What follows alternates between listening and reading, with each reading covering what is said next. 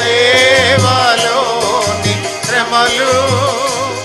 కఠిన దుఃఖ బాధల్ బహుమానములుగా మారి కాంతి